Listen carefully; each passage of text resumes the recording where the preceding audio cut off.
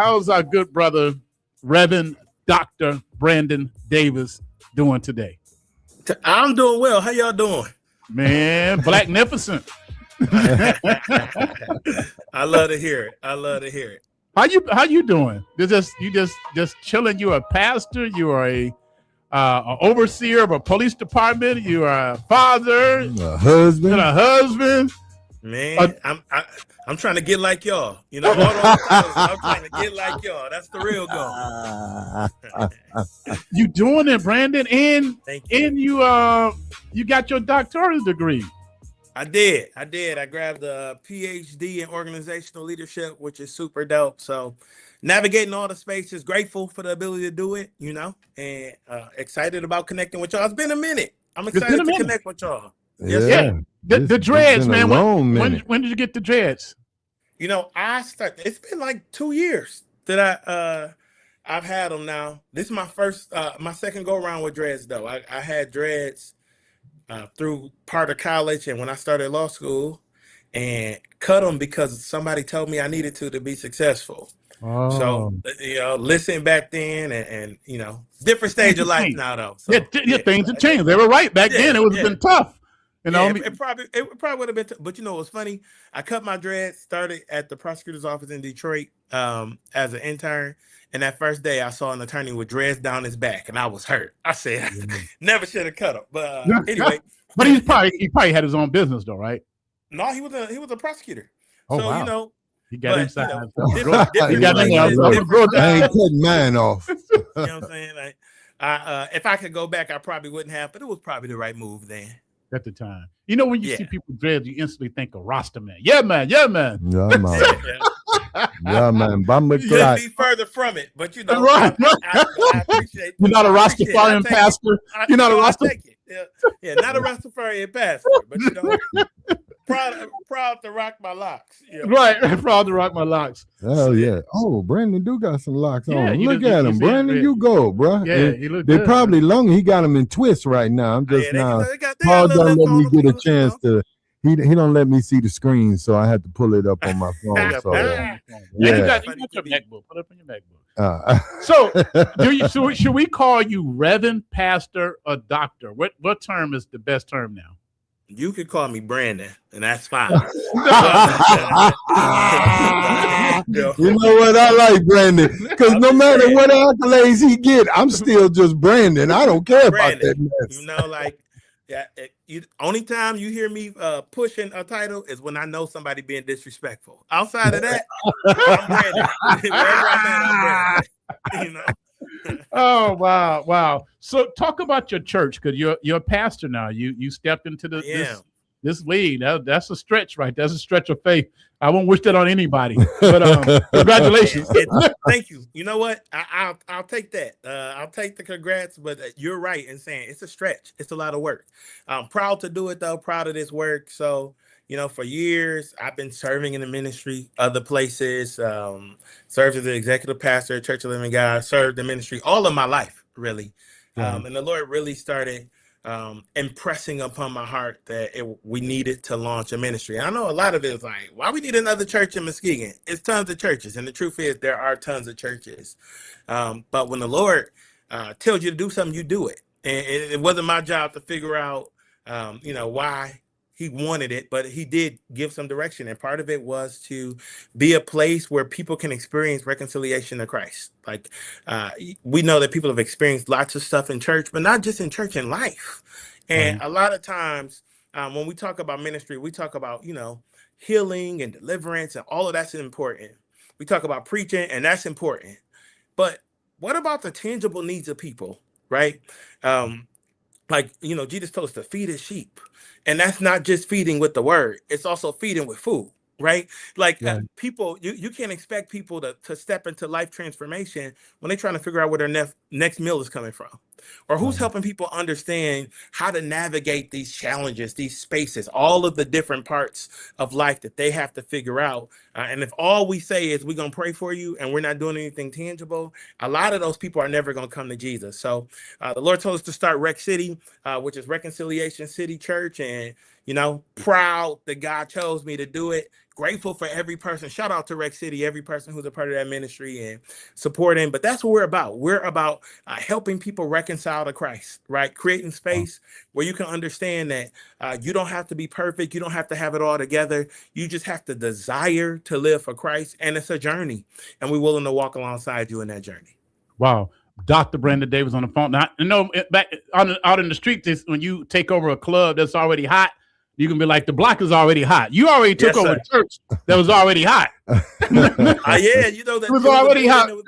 It was a building that was already in use. We were grateful. It was really perfect timing, right? So we know that Pastor and both Pastor Savages, Apostle and Pastor Savage, had been serving there for 20 years in that space. And just so happened that at the same time the Lord was calling us to launch, they were transitioning to their next phase of ministry. So we're grateful to step into that space. Grateful to serve wherever it is the Lord has us to serve, right? It just so happened that it worked at that space at this time. Wow. It has to be great for him to hand it off, like to say, let this brother take over this church here, and we leaving, and he know it's in good hands, because I know they put a lot of work into that building before you took over it, and that has to be a good feeling, for you to know that. Pastor Savage could have said, "No, we're gonna hold on to this building." Some preachers want to die in the pulpit. That's true. Let me be clear about it. I do not. Okay.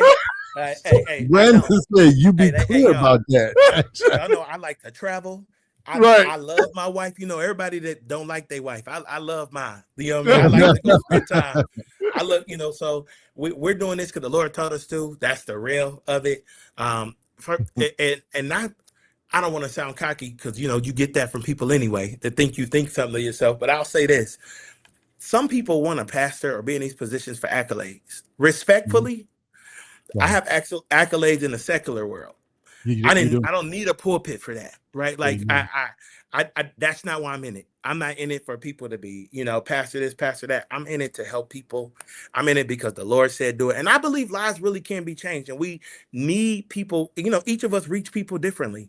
There are some people who will never be attracted to my ministry, but they'll be attracted to somebody else's. And I wish them well, right? I want them to succeed, because it's all kingdom building. At the same time, there are others who what we do is what will bless them and to be a place where they feel like it can be home. And I want us to succeed as well. We should all be working together to push ministry forward and help our communities. And I think that's what this is about. Not only on a regular Sunday basis, but also as we do this Community Day.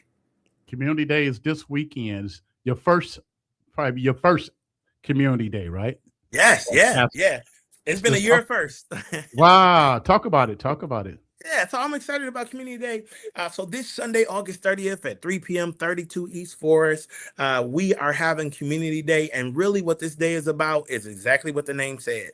We are hoping to connect with community and help them meet their needs, right? People need safe, comfortable, fun spaces where they could come together, love Christ, love each other, and then get some needs met. So we're offering free haircuts and free braids. Shout out to Corey Bankhead, to Falia Watson, who said they're going to show up and just do haircuts, do hair for free. We know this is stuff that costs real money, but people in community need it, and they're giving from their businesses to help other people. We also got a clove giveaway. Yo, now, I'm look at me real quick. I done came down a couple pounds, so I got some looking good, brother. Looking good. Thank you. Yo, we try. But look, so we got some good stuff that we're giving away. Suits that cost hundreds of dollars that we're giving away, that we're donating to community. Why? Because we want you to have what you need to go get a job. We want you to have what you need to be successful in school. I was just sharing a story. My oldest daughter, started law school this week, which is wild because I don't feel like I'm old enough for my oldest daughter to be it, but she is, right? It is what it is. And I took her to go get settled at school. She's at State. And we went to the bookstore. And when we got to the bookstore, her books rang up for nearly $1,000. Right. And, I started complaining for a second. And then it hit me like the Lord, I felt like he brought it back to my remembrance. And it was like when I started law school, PA, I started with no books because I couldn't afford them. I watched your video, and I know you got touchy on that video because you it messed me up. It really did. Like, it messed me up because my family is in such a different position, but I think days like this help other people's families get in another position. What happens for the single mom when she don't have to worry about clothes for her kids to go back to school, right? When the backpacks are provided. What happens when your child gets that haircut that you was like, how am I going to pay for it? That's what this is about. It's about making that difference and making that connection. We're hoping the community comes out. You don't have to be a member of Rec City. Come from wherever you are. Show up, get some food, have a good time. Wow. This Sunday, 3:00 p.m. to 6:00 p.m., 32 East 4th Street. That's across from the Muskegon Middle School, right? Yep, it's right in that area. It's the old hospital. I mean, the new hospital is there now. Hackley Community Care. Now. Right, yes, sir. Yep. Free braids. So they're gonna have time to do free braids, man. They're gonna do some braids. Now you want to get there on time. I don't know how many heads she's gonna get to, but she's gonna do as much as she can. You know, that's like Africans. Africans have 3 people on your head. Oh yeah, at one time. I said I'll be done in 15 minutes. I had the girls. So I might pull my skills back out and see if I still got it. But no, I'm joking. So when did you get your doctoral degree? So I defended my dissertation last month. So you get your PhD, you get the title of doctor when your dissertation is defended and accepted, and it was. And then officially as of August is when degrees are conferred. So summer graduate. Mm-hmm. Okay, and what was your dissertation? Is that the word? Yeah, my dissertation was Safe to be Black, and we explored how servant leadership influences psychological safety and influences voice, knowledge sharing, and engagement among Black public servants in Michigan.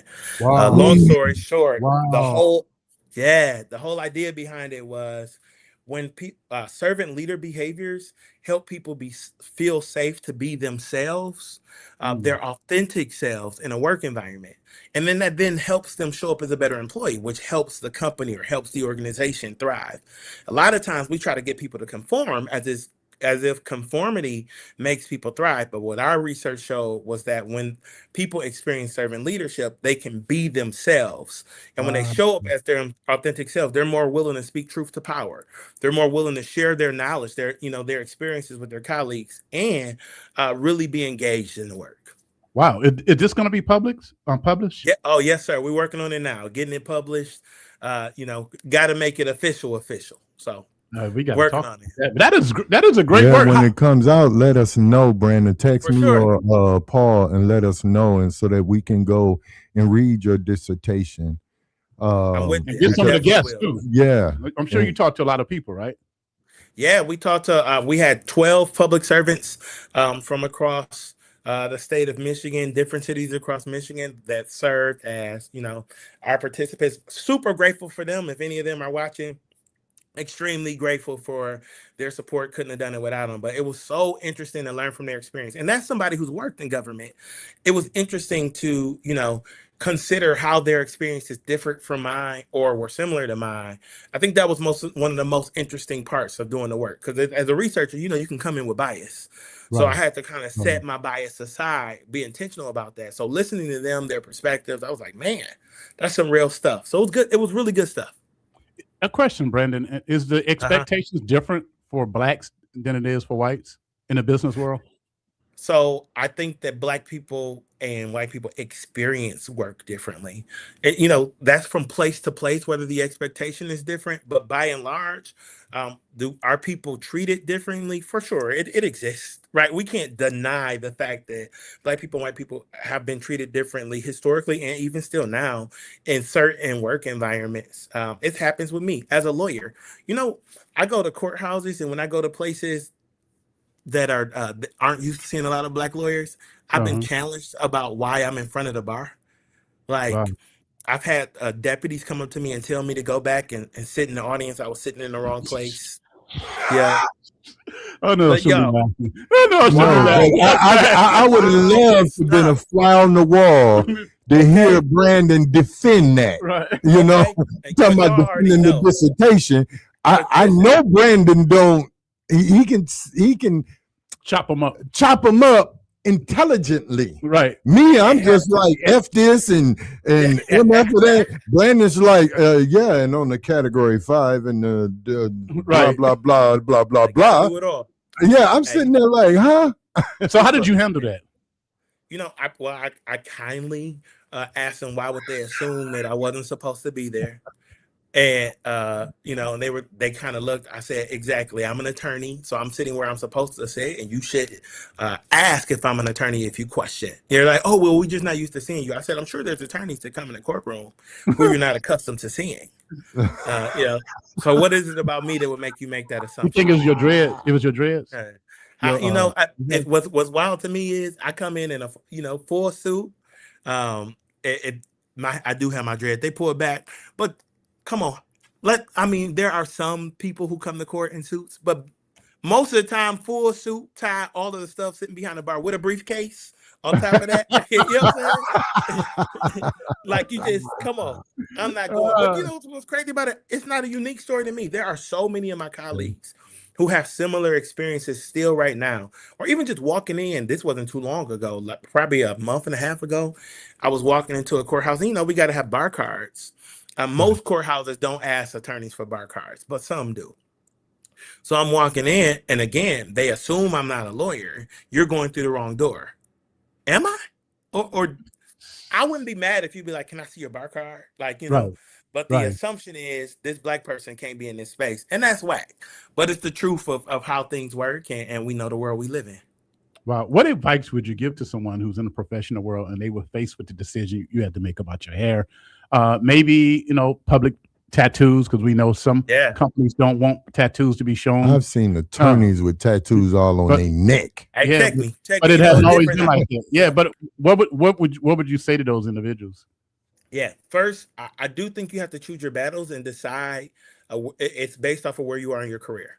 So at this stage of my career, I've been in it. This is my 16th year as an attorney. I'm at a different space than I was day one. Day one, there's a lot of playing the game that goes along with it, and that's uncomfortable. That's not desirable, but you got to choose. You get to say, I want to play the game or I don't. If you play the game, navigating to where you want to go, it is a path that makes sense for most people. When you do that, there are parts of you that won't enjoy it. There were things I did not like, things that are difficult to navigate, but it allowed you to get to a position of power where you can help somebody else not have to navigate that way. Exactly. Right. So because I was the one that people could accept, the way I navigated things like that, it worked. Now it's not going to be so difficult for people to come behind me and get in the space that I'm in. You know, like, shout out to DJ Hilson. I'm fairly certain that I was the first black male ever hired as an attorney in the Muskegon County Prosecutor's Office. Right. Mm-hmm.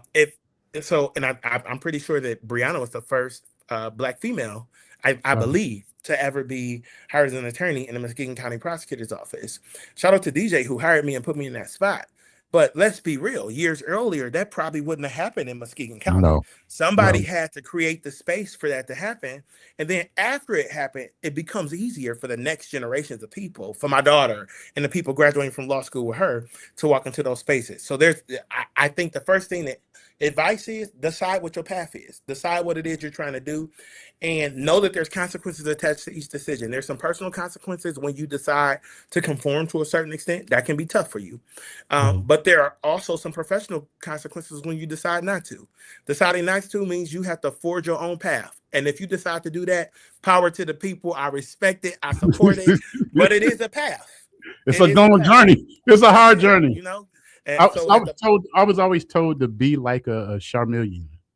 Chameleon.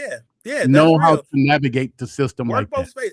I like to be able to do, like I always say, I can do both, right? Like whatever room you put me in, I'm gonna be able to navigate it. But I have changed I used to say you got to do both. And I've changed my opinion over the years, because I understand the personal toll that takes on people to have, for some people, conforming or navigating in a way, that fits with the system, is so draining that they can't exist in that. And I say, don't do it. If it hurts your mental health, you can't do it, find another path, right? Work for yourself, do what you got to do. That's okay. But if you can do it, old church song said, payday coming after a while. And I'm gonna tell you, it pays off after a while, so. It's, I think sometimes some people just can't conform, period. They don't like boundaries. Yeah. And a lot of society they struggle with boundaries, period.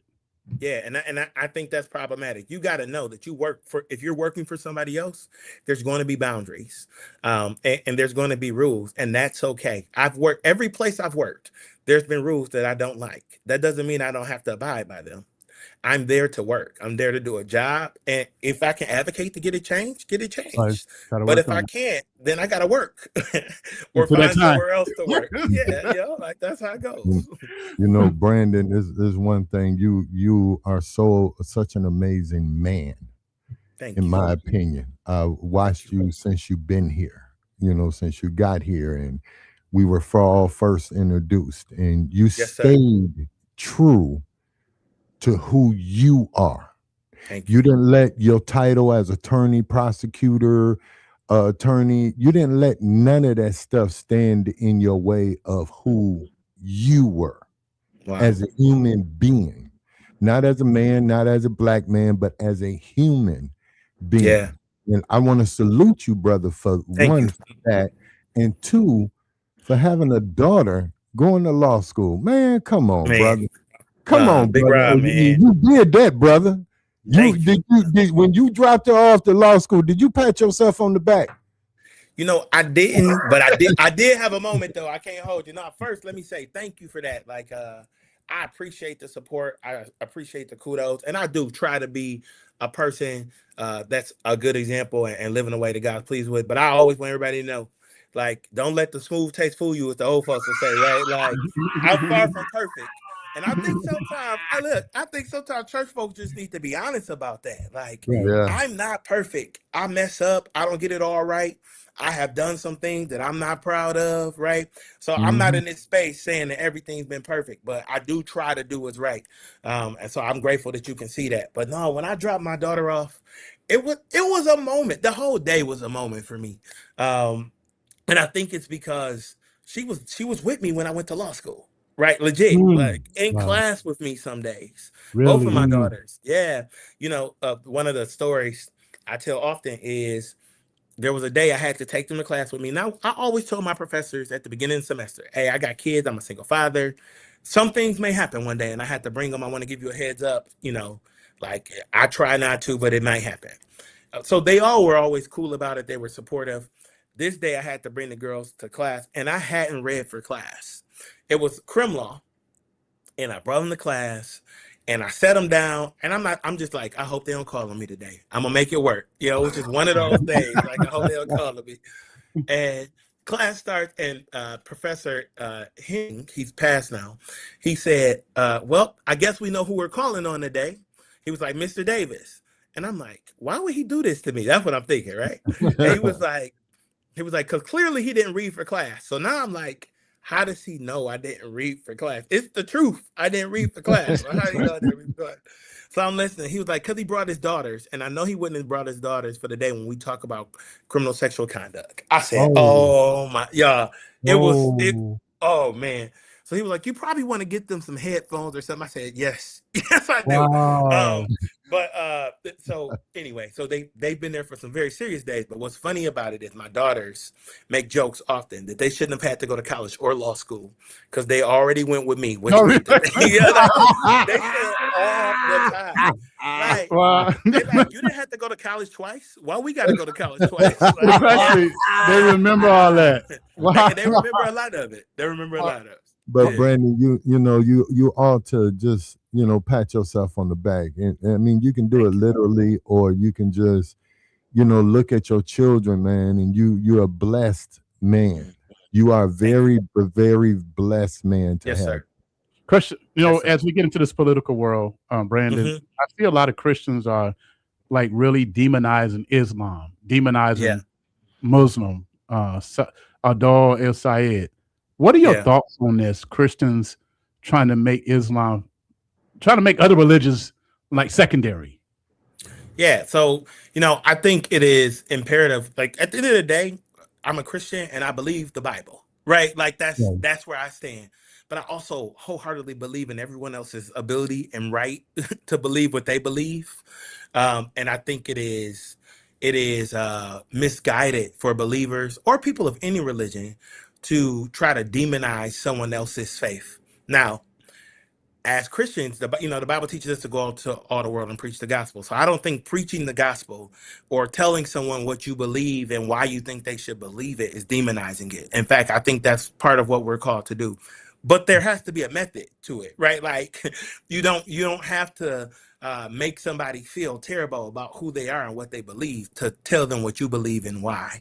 And anybody the way that people do that, I think is misguided. I think it's not helpful, and it's not something that I choose to do.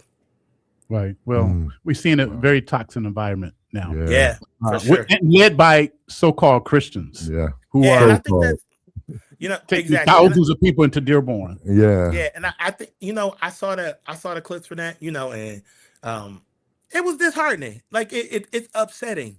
It's disrespectful. And the stuff that was being said, it wasn't political, it was bigoted. Like let's just call it what it is. Like there's a difference between having a political view or even a religious view and being a bigot. And what we heard were bigoted remarks from people essentially saying that there was no place for, Muslims in America. And that's trash. That's wrong. And, I categorically am against and stand against any statement like that that's made without regard for what religion we're talking about. It's a wrong thing to do. People get to believe what they believe. They get to live what they live. And as long as they're following the law, we should have nothing to say about it. How do we heal that, though? How do we bridge that? It depends on what we're trying to bridge. Like, this is complicated, right? Like, relationships, I think, need to be bridged. I think we have to distinguish between opposing views and not respecting an individual.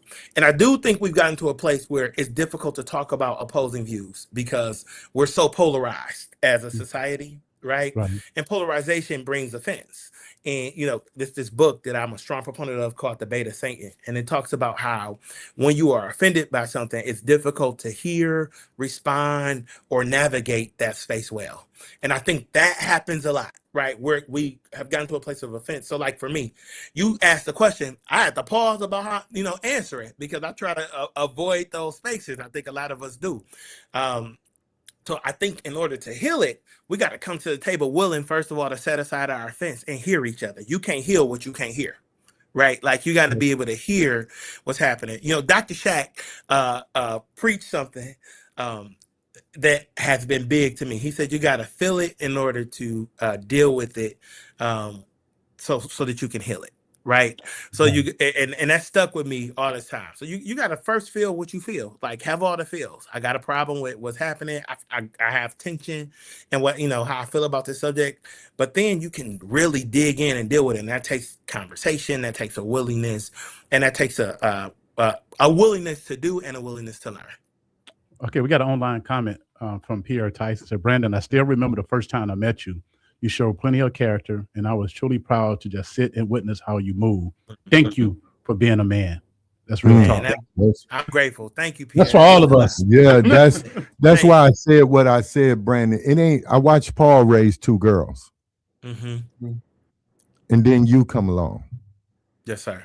I watch you raise. I didn't braid girls. Hair. I didn't braid hair though. No, I get it. But what I'm saying is, for a man to raise young girls into women.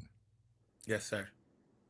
They say, Paul always giving me my accolades for having 5 kids, 4 boys and 1 girl, and raising my children and being there for them their whole life. But brother, you are a man's man. And if any man want to know how to be a man, they need to come talk to you. Pull up Brandon Davis. Pull him up. And that's a serious comment. Right. Pull Dr. Brandon Davis up. Yes. Google him. Google him. I mean, seriously, because for a man to go through college, struggling through college, and God, everybody talk about how hard law school is. Yeah. Yes, you to have 2 babies in the classroom with you, you have, man, bruh, that's an amazing story. That's Paul used to always tell me, Rob, you got a testimony. Brandon, you have a testimony. Yes, sir. And I think your testimony is way better than my testimony. Because you did that, brother. Your daughter's in law school, man. She is. And your daughter in law school, man. You had a party yet? Not yet. She wanted to travel instead of party. Right? Like I tried to go the party route, but she told me she wanted to go travel, so she took some time to go different places, do different things. And I love that for her. I got to shout out my other daughter too. Tamira is a senior at Ferris, so we're about to have another one step out, and I think med school is her plan. But I thank y'all for the support and the kudos, and that's part of what I hope this church does, right?